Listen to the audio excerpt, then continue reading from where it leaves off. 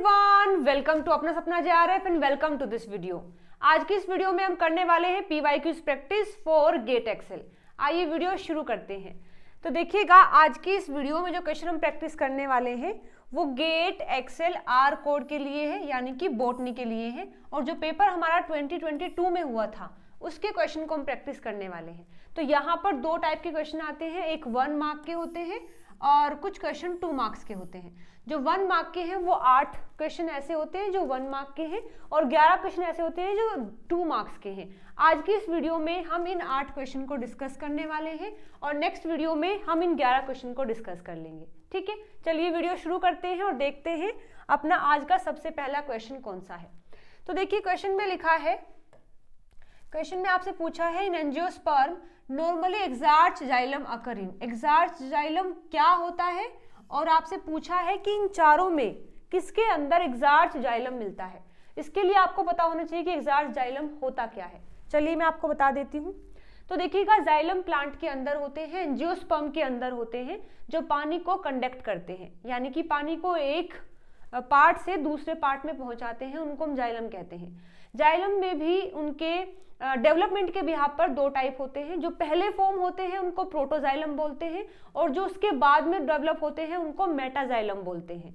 और इन मेटाजाइलम और प्रोटोजाइलम की जो लोकेशन होती है उसके बिहाफ पर ही हम एक्सार्च या फिर एंडार्च जाइलम बोलते हैं। जैसे कि देखिएगा, जो एक्सार्च जाइलम होते हैं वो एंजियोस्पर्म के जो रूट प्लांट होते हैं उनकी रूट में मिलता है, आइदर वो मोनोकोट हो या तो डाइकोट हो। Exarch xylem is arrangement of the primary xylem cells in a plant root.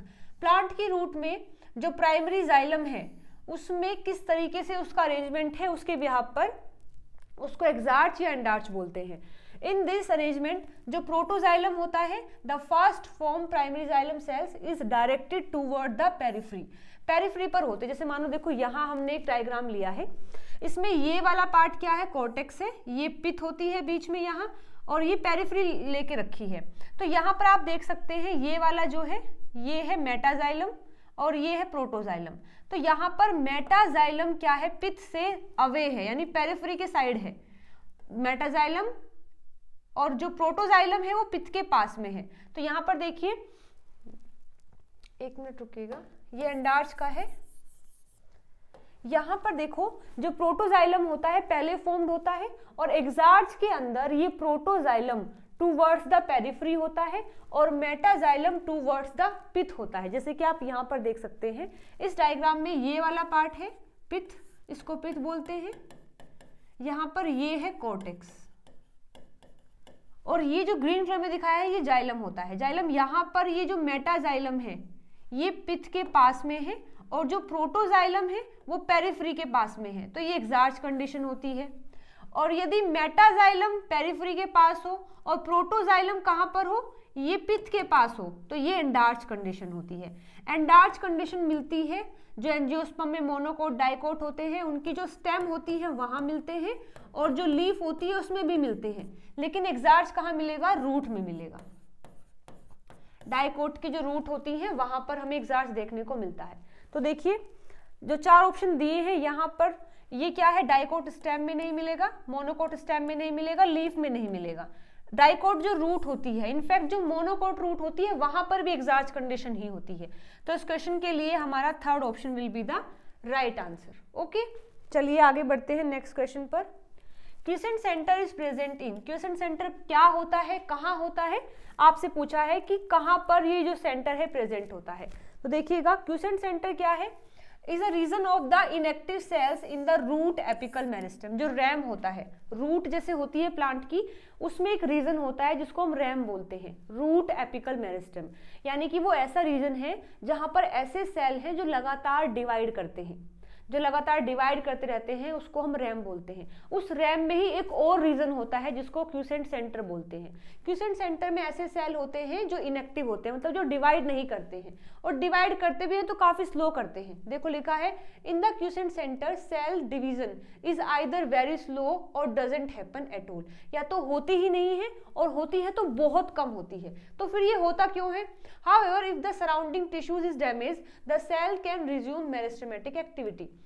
जैसे आप देख सकते हैं यहाँ पर ये रूट का स्ट्रक्चर है और ये वाला पार्ट जो है कंप्लीट यहाँ से लेकर के यहाँ तक ये है रूट एपिकल मेरिस्टम। इसमें ये जो ग्रीन वाला पार्ट दिखाया है इसे बोलते हैं क्यूसेंट सेंटर। तो वैसे तो इसके सेल जो है कभी डिवाइड नहीं करते हैं, लेकिन यदि आसपास के सेल डैमेज हो गए हैं उस टाइम पर ये सेल जो है क्यूसेंट सेंटर के सेल जो हैं ये मेरिस्टेमेटिक एक्टिविटी को रिगेन कर लेते हैं और डिवाइड करना स्टार्ट करते हैं। ठीक है, तो ये क्यूसेंट सेंटर कहाँ होता है, ये रूट एपिकल मेरिस्टेम में होता है, यानी कि second option will be the right answer. Okay, चलिए आगे बढ़ते हैं नेक्स्ट क्वेश्चन पर। क्वेश्चन नंबर है 49। With reference to the virulence region of nopaline type Ti plasmid of Agrobacterium tumefaciens match the group 1 and group 2। Okay, यहाँ group 1 में आपको जो एग्रोबैक्टीरियम ट्यूमिफेसिएंस जो एक बैक्टीरिया होता है उसके जीन के बारे में बताया है और यहाँ वो जीन क्या करते हैं ये बताया हुआ है। तो देखिएगा जो एग्रोबैक्टीरियम होता है उसके पास प्लाज्मिड होता है, उसके प्लाज्मिड को हम टीआई प्लाज्मिड बोलते हैं। ये प्लाज्मिड प्लांट के अंदर एंटर करके वहां पर कैंसर कर देता है। तो इस टीआई प्लाज्मिड के पास एक रीजन होता है जिसको बोलते हैं वायरुलेंस रीजन, मतलब उस प्लाज्मिड का वो रीजन जो जाकर के प्लांट को अफेक्ट करता है उसको विर रीजन के नाम से कहा जाता है। जैसे आप देख सकते हैं ये है टीआई प्लाज्मिड, उसमें कई सारे रीजन होते हैं। जैसे एक तो रीजन ऑफ रेप्लिकेशन होता है जहां से रेप्लिकेशन स्टार्ट होती है, एक ये वाला पार्ट जो है ये है वायरुलेंस रीजन। यहाँ पर ये ओपाइन कैटाबोलिज्म के लिए एंजाइम बनते हैं, ये राइट बॉर्डर है, ये लेफ्ट बॉर्डर है, यहाँ पर ऑक्सिन के लिए है, साइटोकाइन के लिए है, ओपाइन के लिए है, ये इसका टी डीएनए रीजन होता है। तो यहाँ पर ये जो वायरुलेंस रीजन होता है उसमें कई सारे जीन होते हैं, जैसे आप यहाँ पर देख सकते हैं, जैसे विर ए है, विर बी, विर सी, विर डी, ई, एफ, जी, एच, ये जीन होते हैं यहाँ इस रीजन में। तो इसी के रिगार्ड में आपसे क्वेश्चन पूछा है कि विर ए, बी, ई और डी ये क्या काम करते हैं। तो चलिए देखते हैं। जो विर ए होता है ये क्या है, ये विर ए एक सेंसर प्रोटीन को इनकोड करता है और ये हमेशा, ये जो विर ए पार्ट होता है हमेशा ऑन रहता है क्योंकि इसका काम ही क्या है, सेंस करना आसपास के प्रोटीन को। तो ये क्या करता है, सेंसरी प्रोटीन बनाता है। Receptor of acetosyringone also function as urokinase, इसका ये काम होता है। तो देखिएगा विर ए को मैच कर लेते हैं। ये क्या करता है, सेंसरी प्रोटीन, सेंसर प्रोटीन बनाता है और कॉन्स्टिट्यूएंट एक्सप्रेशन होता है, यानी ये लगातार एक्सप्रेस करता है, लगातार ये काम करता है। तो यहाँ पर हम देख सकते हैं ए का हो जाएगा, यानी ये जो पी दिया है यहाँ पर पी का हो जाएगा 4th। इसके बाद बात की है विर बी की। चलिए देखते हैं विर बी का काम क्या है। विर बी एक मेम्ब्रेन प्रोटीन बनाता है, form a channel for the T DNA transport, मतलब कि टी डीएनए जो है वो ट्रांसपोर्ट होता है प्लांट के सेल के अंदर, उसके लिए कुछ चैनल्स की रिक्वायरमेंट होती है, उन चैनल को जो है विर बी बनाता है। तो विर बी क्या है, एक मेम्ब्रेन प्रोटीन बनाता है जो टी डीएनए के ट्रांसपोर्ट में हेल्प करता है। चलिए मैच कर लेते हैं। विर बी क्या करेगा, मेम्ब्रेन प्रोटीन बनाता है जो टी डीएनए के लिए काम करता है एज अ चैनल की तरह। तो यहाँ पर बी का हो जाएगा 3rd, यानी क्यू का क्या हो जाएगा, 3rd हो जाएगा। इसके बाद दिया है विर ई। विर ई क्या होता है, सिंगल स्टैंडर्ड बाइंडिंग प्रोटीन होते हैं जो टी डीएनए के ट्रांसफर में ही हेल्प करते हैं। ठीक है, ये भी क्या होते हैं, सिंगल एसएसबी प्रोटीन होते हैं। तो single standard T DNA binding protein होते हैं, उसको कौन बनाता है, विर ई बनाता है, यानी कि आर का हो जाएगा 1। विर डी क्या करता है, ये विर डी बनाता है टोपो आइसोमेरेज एक्टिविटी होती है इसके पास, जो एंडोन्यूक्लियस की तरह मतलब काम करता है। ठीक है, तो यहाँ पर डी का हो जाएगा टोपो आइसोमेरेज। बाकी जो और जीन दिए गए हैं आप उनके फंक्शन भी याद कर सकते हैं, हो सकता है अगली बार यहाँ से क्वेश्चन आ जाए जो बाकी बचे हैं। ठीक है, तो देखिए पी का है यहाँ 4th, पी का 4th है, क्यू का है 3rd, आर का है 1, आर का है 1, पी का 4th, क्यू का 3rd, आर का 1 और एस का है 2, यानी कि second option will be the right answer. ठीक है, चलिए बढ़ते हैं आगे नेक्स्ट क्वेश्चन पर।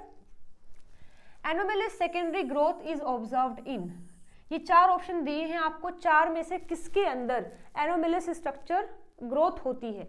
एनोमेलिस क्या होता है, एक हमने कई सारे प्लांट लिए हैं, उनके अंदर जो ग्रोथ हो रही है, कौन सी, सेकेंडरी ग्रोथ, उन सभी में एक हमें सेम पैटर्न दिखाई दे रहा है, लेकिन एक प्लांट हमें ऐसा भी दिख रहा है जिसके अंदर उन सभी से अलग ग्रोथ दिखाई दे रही है, तो उसे हम कहेंगे एनोमेलिस सेकेंडरी ग्रोथ या फिर एबनॉर्मल सेकेंडरी ग्रोथ। तो इन चारों में से किसके अंदर मिलती है, चलिए देखते हैं। Any deviation change in the normal secondary growth is referred as a anomalous or abnormal secondary growth. यानी जैसे नॉर्मली होती है, जैसे हम सब जानते हैं कि हाँ ये सेकेंडरी ग्रोथ है, उससे अलग अगर कुछ भी होता है तो उसको या तो हम एबनॉर्मल या तो एनोमलस सेकेंडरी ग्रोथ बोलते हैं। Abnormal या फिर anomalous secondary growth is often observed due to the abnormal position of the cambium, abnormal activity behavior of the cambium। मतलब जो कैम्बियम होती है, कैम्बियम की वजह से ही प्लांट में सेकेंडरी ग्रोथ होती है। एक बनती है वस्कुलर कैम्बियम जो सेकेंडरी जाइलम और सेकेंडरी फ्लोएम बनाता है, और एक कैम्बियम बनता है कोर्टेक्स के अंदर जिसको हम पेरिकैम्बियम भी बोलते हैं, जो सेकेंडरी कोर्टेक्स या फिर कोर्क बनाने में हेल्प करता है। तो उन कैम्बियम की वजह से ही सेकेंडरी ग्रोथ होती है। अगर सेकेंडरी ग्रोथ अलग दिखाई दे रही है तो इसका मतलब है कैम्बियम में उसकी या तो उसकी पोजीशन में या तो उसके बिहेवियर में कोई चेंज हुआ है, जिस वजह से अलग सेकेंडरी ग्रोथ हमें देखने को मिलती है। ठीक है, अब बताया गया है it is mainly observe in some monocot. कुछ मोनोकोट होते हैं जिनमें ये मेनली देखने को मिलता है, जैसे कि ड्रेसिना है, जैसे कि एगेव है, जैसे कि यूका है और जैसे कि बोगनविलिया है। ये कुछ ऐसे एग्जाम्पल है जिनमें ये एबनॉर्मल ग्रोथ देखने को मिल जाती है। जैसे आप इस डायग्राम में देख सकते हैं, यहाँ होता है एपिडर्मिस, ये बनी है कोर्क कैम्बियम। दो कैम्बियम होती है, एक वस्कुलर कैम्बियम जो सेकेंडरी ग्रोथ करवाती है, एक होती है कोर्क कैम्बियम जो सेकेंडरी ग्रोथ करवाती है। तो यहाँ कोर्क कैम्बियम के बाहर कोर्क बनता है और अंदर बनता है कोर्टेक्स। ये सेकेंडरी सेल है, ये सेकेंडरी पैरेन्काइमा है। ये जो कैम्बियम होती है, ये जो सेकेंड कैम्बियम बनी है, ये यहाँ बनती है वस्कुलर बंडल के पास, लेकिन देखो यहाँ से ये यहाँ शिफ्ट हो गई है, यहाँ इसकी जो लोकेशन है वो अलग हो गई है, जिस वजह से इसमें हमें एबनॉर्मल ग्रोथ देखने को मिलती है। ठीक है, तो इन चारों में से हम देख सकते हैं जो ड्रेसिना है ये हमारा आंसर हो जाएगा इस क्वेश्चन के लिए। ओके, आप ये एग्जाम्पल भी याद कर सकते हैं, हो सकता है अगली बार यहाँ से कोई क्वेश्चन आ जाए। चलिए बढ़ते हैं अगले क्वेश्चन पर। Which of the following plant disease is are caused by bacteria. चारों में से कौन सी ऐसी डिसीज है जो बैक्टीरिया कोज करता है? और जहां पर भी इस तरीके से आए इज स्लैश करके आर आता है, इसका मतलब ये क्वेश्चन कैसा है? एमएसक्यू है। इस क्वेश्चन में एक से ज्यादा ऑप्शन सही हो सकते हैं। ठीक है, तो आपको बताना है इन चारों में से कौन कौन सी ऐसी डिसीज है जिसको बैक्टीरिया कोज करता है। तो बात करते हैं एप्पल स्कैब की और लीफ कर्ल पपाया की। तो देखिए जो एप्पल स्कैब होता है, अच्छा यहाँ पर लगा है, एप्पल स्कैब क्या है? ये एक डिसीज है जो एक फंगस करती है जिसका नाम है वेंचुरिया इनेक्वेलिस। आपने देखा होगा सेब आप खाते हैं तो मैंने कई बार देखा है कि इस तरीके से मुझे दिखाई देते हैं सेब में, तो ये होता है एप्पल स्कैब और उसको एक फंगस कोज करता है, ना कि बैक्टीरिया। ऐसे ही जैसे कि नाम से इंडिकेशन है पपाया लीफ कर्ल डिसीज, इसमें पपाया की जो लीफ होती है वो कर्ल हो जाती है।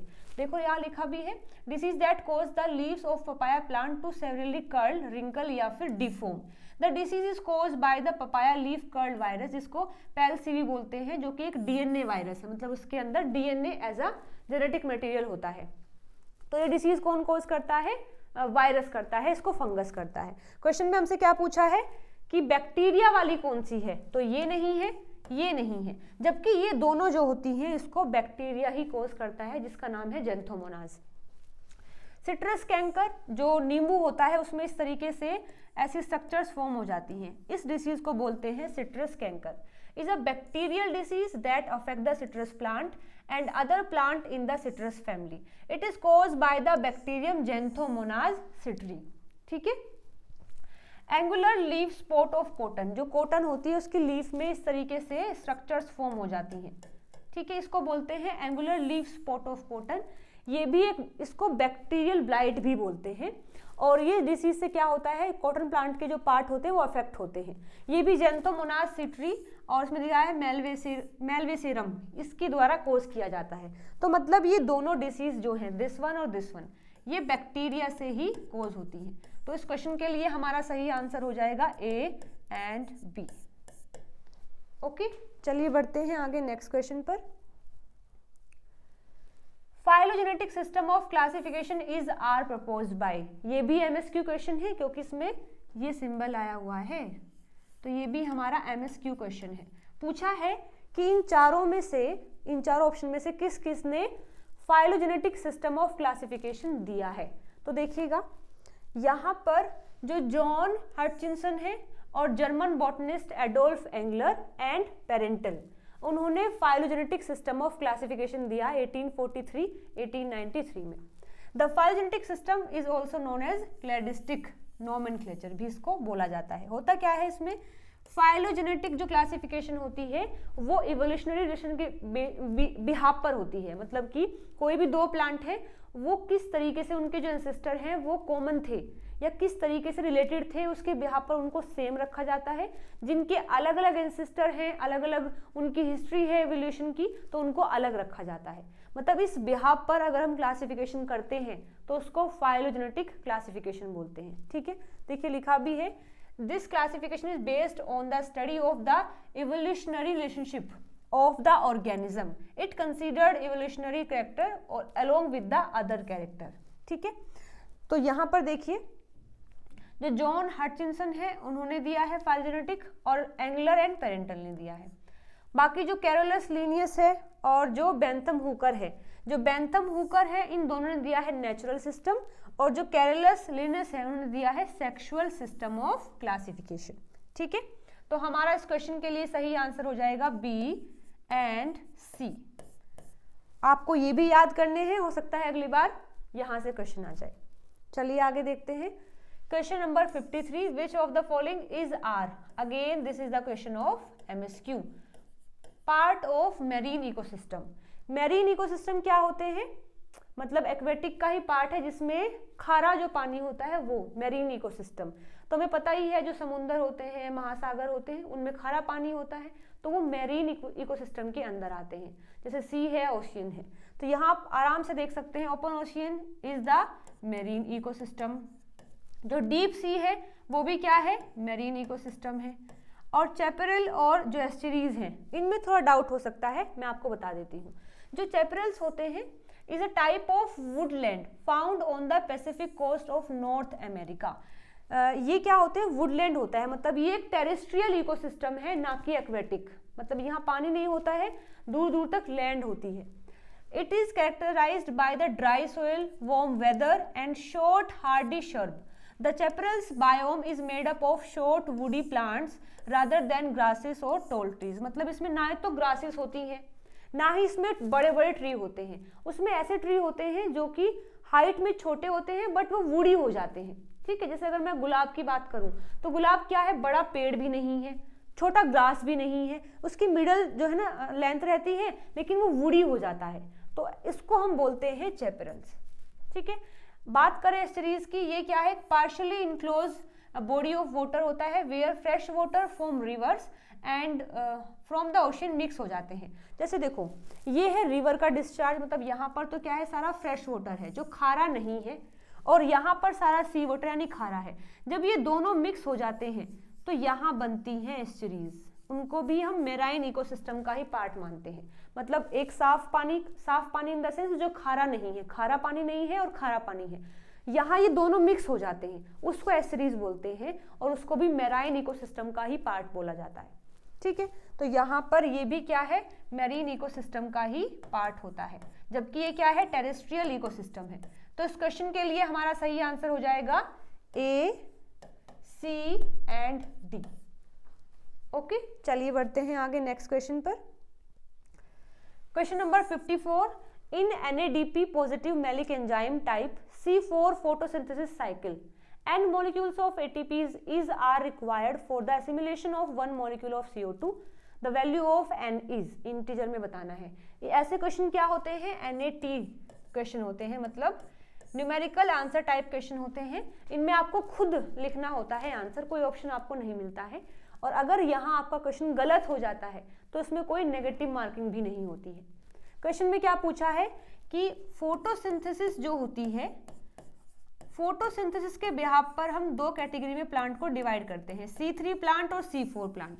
ऐसे प्लांट जिसमें फोटोसिंथेसिस में C3 साइकिल चलती है उनको C3 प्लांट बोलते हैं, और ऐसे प्लांट जिनमें C4 साइकिल चलती है उनको C4 प्लांट बोलते हैं। तो देखिए जो C3 प्लांट होते हैं उनमें केवल C3 साइकिल चलती है, C3 साइकिल चलती है, और जो C4 प्लांट होते हैं, जो C4 प्लांट होते हैं उनमें C3 साइकिल भी चलती है और C4 साइकिल भी चलती है, दोनों को कंबाइन करके हम C4 साइकिल बोल देते हैं। ठीक है, यहां पर भी CO2 को फिक्स किया जाता है और यहां पर भी CO2 को फिक्स किया जाता है।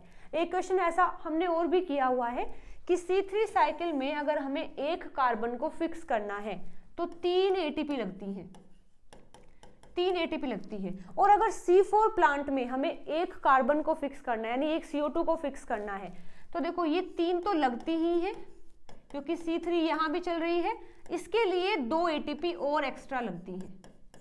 यानी कि C3 प्लांट के अंदर एक CO2 को फिक्स करने के लिए हमें 3 ATP देनी पड़ती है, जबकि C4 प्लांट में एक CO2 को फिक्स करने के लिए हमें 5 ATP देनी पड़ती है।